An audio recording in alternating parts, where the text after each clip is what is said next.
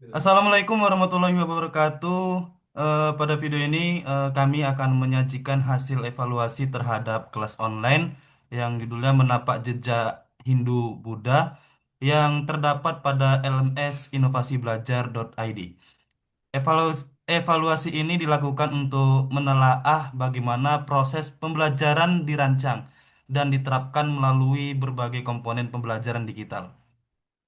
Analisis yang kami lakukan itu mencakup 6 aspek utama, yaitu ada struktur kelas, kualitas materi, aktivitas pembelajaran, asesmen yang digunakan, eh, pengalaman penggunaan atau UX, serta kesesuaian kelas dengan teori-teori pembelajaran modern. Selain itu, kami juga memaparkan kelebihan dan kekurangan kelas, serta memberikan rekomendasi pengembangan sebagai upaya peningkatan kualitas LMS. Kami berharap pemaparan dalam video yang kami buat ini dapat memberikan gambaran yang jelas dan menyeluruh mohon maaf, mengenai efektivitas kelas online tersebut dalam mendukung proses belajar peserta didik. Selanjutnya, kami akan memulai analisis dengan membahas struktur kelas.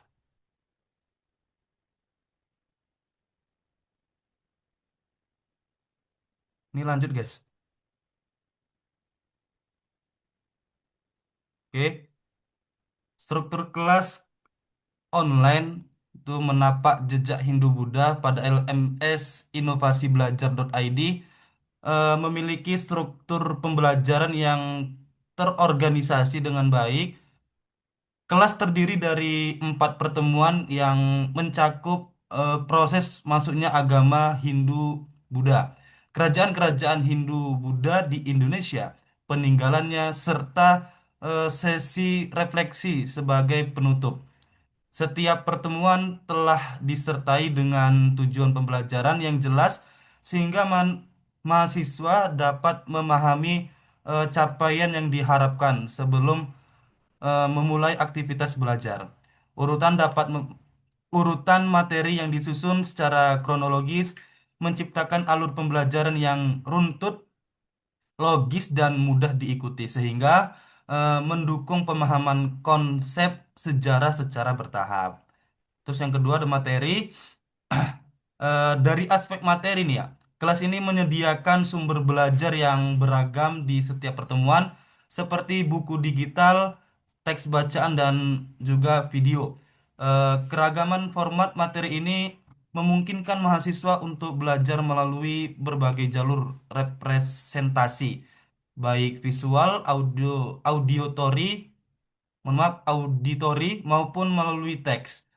Ketersediaan materi yang lengkap membantu mahasiswa untuk membangun pemahaman yang lebih komprehensif. Ya, karena mereka tidak hanya mengandalkan satu bentuk bahan ajar. Selain itu, materi disajikan dalam bentuk yang mudah diakses mahasiswa dapat mahasiswa dapat membuka buku, video atau teks secara langsung tanpa hambatan navigasi. Terus yang ketiga, adanya aktivitas. Aktivitas belajar pada kelas online ini menapak jejak Hindu-Buddha eh, dirancang untuk mendorong keterlibatan aktif peserta didik dalam proses pembelajaran. Setiap kuis setiap pertemuan memuat kegiatan yang bervariasi seperti forum diskusi, refleksi individu, dan kuis interaktif. Melalui forum diskusi, mahasiswa dapat bertukar gagasan dan memperdalam pemahaman konsep sejarah secara kolaboratif, sedangkan refleksi itu membantu peserta meninjau kembali pembelajaran yang telah diperoleh. Aktivitas mandiri seperti membaca e-modul dan menonton video pembelajaran memberikan kesempatan bagi peserta didik untuk eh, belajar sesuai kecepatan masing-masing. Dengan adanya variasi aktivitas sinkron dan asinkron ini, peserta didik tidak hanya menjadi penerima informasi saja, tapi juga berperan aktif dalam membangun pengetahuan seperti itu. Dan sisanya dilanjutkan oleh teman saya, 4. Baik, untuk bagian asesmen sendiri, asesmen pada kelas ini mencakup evaluasi formatif dan sumatif yang mendukung prinsip assessment for learning. Jadi di setiap pertemuan tersedia kuis formatif yang berfungsi untuk mengukur pemahaman awal peserta didik sebelum memasuki sesi tatap muka. Selain itu, terdapat forum refleksi yang berperan sebagai asesmen alternatif untuk menilai kemampuan berpikir kritis dan reflektif mahasiswa terhadap mohon maaf, siswa terhadap materi yang telah dipelajari. Pada akhir kelas, dilakukan sumatif berupa tugas akhir yang mengintegrasikan seluruh konsep pembelajaran mengenai sejarah Hindu-Buddha di Indonesia. Sistem penilaian ini tidak hanya menilai hasil akhir, tetapi juga memperhatikan proses belajar peserta didik secara menyeluruh, sehingga mendorong pembelajaran yang berkelanjutan dan bermakna.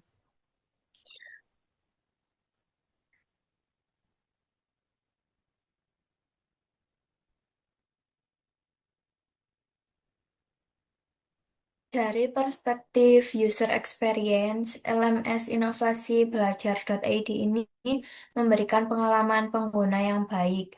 Pengguna dapat membuka materi, video, diskusi, atau kuis hanya dengan satu kali klik, sehingga navigasi menjadi praktis dan intuitif.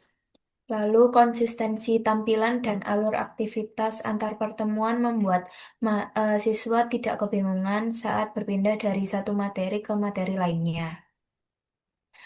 Jika ditinjau dari teori pembelajaran, kelas ini mencerminkan penerapan beberapa prinsip pedagogis, yaitu keberadaan diskusi dan interaksi antar siswa mencerminkan teori konstruktivisme sosial, di mana pengetahuan dibangun melalui pertukaran ide dan dialog. Variasi materi dalam bentuk teks, video, sejalan dengan teori multimedia learning Meyer yang menekankan bahwa pembelajaran lebih efektif ketika informasi disajikan melalui berbagai saluran visual dan auditori. Lalu adanya kuis di setiap pertemuan menunjukkan penerapan prinsip assessment for learning, yaitu asesmen sebagai alat untuk mendukung proses belajar, bukan hanya mengukur hasil akhir.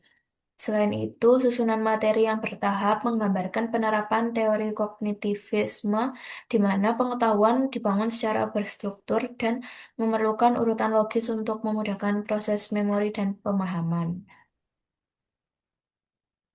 Nah, untuk selanjutnya adalah kelebihan dari LMS ini sendiri. Yang pertama itu adalah struktur kelasnya itu sudah cukup rapi dan konsisten, di mana pada formatnya itu ada pengantar, terus juga ada materi, aktivitas, dan evaluasi.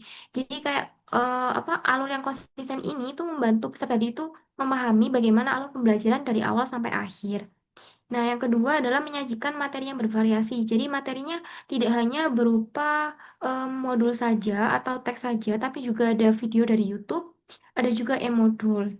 Jadi kayak variasi media ini tuh memudahkan peserta didik dengan gaya belajar yang berbeda. Nah, yang ketiga adalah sesuai dengan prinsip metode pendekatan yaitu flipped classroom, di mana flipped classroom itu adalah belajar peserta didik itu belajar mandiri terlebih dahulu melalui LMS, kemudian melakukan pendalaman konsep pada saat tatap muka gitu. Jadi kayak dengan cara ini tuh waktu pertemuan tuh lebih efektif karena digunakan untuk karena em, waktu pertemuan itu hanya untuk diskusi, tanya jawab, dan kegiatan analisis.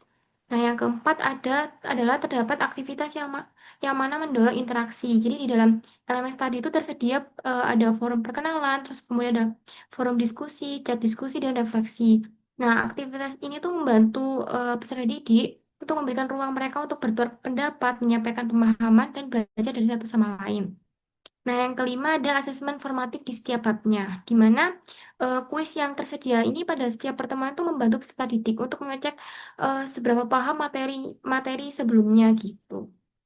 Nah, pada kekurangan dari LMS sendiri ini, yang pertama itu mungkin materi materi pada e-modul tadi masih didominasi sama teks. Jadi mungkin peserta didik apa namanya akan cepat lebih bosan gitu. Nah, yang kedua interaksi asinkron belum tentu optimal. Jadi kayak meskipun ada forum dan chat di LMS ini tadi, efektivitasnya itu tetap bergantung pada keaktifan di kelas tadi gitu. Jadi kayak misalnya, jadi kayak jika jadi kayak ada pertanyaan pemantik atau arah yang jelas, itu kayak diskusi itu biasanya kurang hidup kalau memang nggak ada apa namanya, nggak ada pertanyaannya gitu. Nah, yang ketiga, petunjuk belajarnya mungkin belum terlalu rinci. Jadi kayak ada beberapa bab yang memang belum mencantumkan tujuan pembelajaran atau urutan langkah belajar. Jadi misalnya membaca materi terlebih dahulu, lalu menonton video, kemudian mengerjakan kuis. Mungkin jika panduan belajarnya diperjelas, mungkin peserta didik dapat lebih terstruktur gitu belajarnya. Yang keempat, mungkin belum ada alternatif lain untuk peserta didik yang memiliki keterbatasan internet. Karena kan penggunaan LMS ini memerlukan internet, jadi mungkin jika peserta didik internetnya kurang stabil, mungkin akan mengalami kesulitan kayak gitu. Nah, selanjutnya adalah rekomendasi. Di mana rekomendasi dari LMS ini yang pertama adalah mungkin bisa menambahkan tujuan pembelajaran dan paduan belajar pada setiap babnya. Jadi kayak agar peserta didik tadi lebih terarah, jadi setiap babnya itu mungkin dilengkapi dengan tujuan pembelajaran, kemudian juga urutan bagaimana belajarnya nanti gitu. Nah, kemudian yang kedua itu adalah mungkin mengoptimalkan interaksi pada forum diskusi asinkron. Jadi, forum dan chat itu udah tersedia, tetapi agar lebih hidup, mungkin bisa diberikan pertanyaan pemateri yang lebih menantang. Kemudian juga pengajar juga dapat meminta peserta didik untuk memberikan tanggapan minimal pada saat, jadi peserta didik itu dapat memberikan tanggapan dari satu pendapat teman lainnya. Nah, yang ketiga mungkin bisa menambahkan elemen visual pada materi yang memang dominan sama teks. Jadi kayak tadi modul yang memang masih berisi teks panjang itu bisa dikasih gambar, mungkin seperti itu.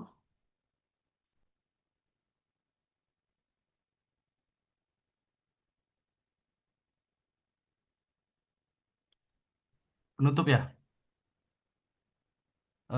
Sekarang untuk penutup, oke.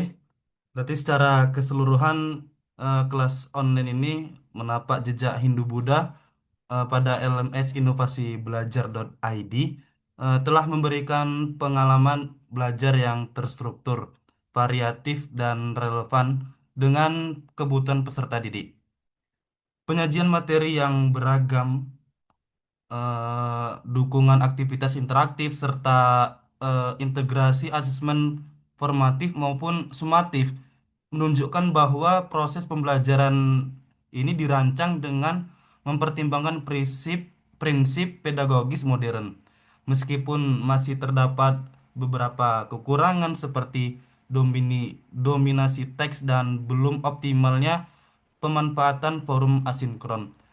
Rekomendasi yang rekomendasi yang diberikan dapat menjadi dasar pengembangan kelas yang lebih baik di di masa mendatang dengan perbaikan berkelanjutan. LMS ini berpotensi menjadi media pembelajaran digital yang semakin efektif dan mampu meningkatkan pemahaman peserta didik terhadap sejarah Hindu-Buddha di Indonesia. Sekian dari kelompok kami. Assalamualaikum warahmatullahi wabarakatuh.